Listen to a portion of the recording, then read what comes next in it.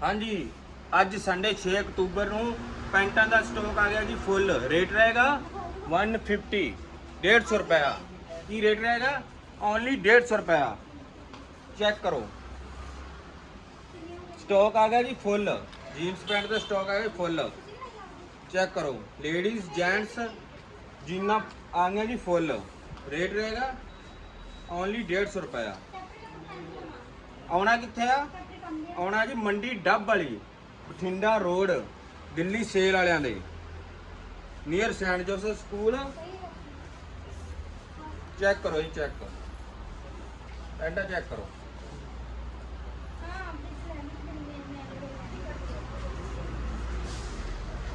ਹਾਂਜੀ, ਆਉਣਾ ਕਿੱਥੇ? ਮੰਡੀ ਡੱਬ ਵਾਲੀ, ਦਿੱਲੀ ਵਾਲਿਆਂ ਦੇ near Garg auto, Bathinda road, ਮੰਡੀ ਡੱਬ ਵਾਲੀ। ਚੈੱਕ ਕਰੋ ਜੀ, ਬਸ ਕਰੋ।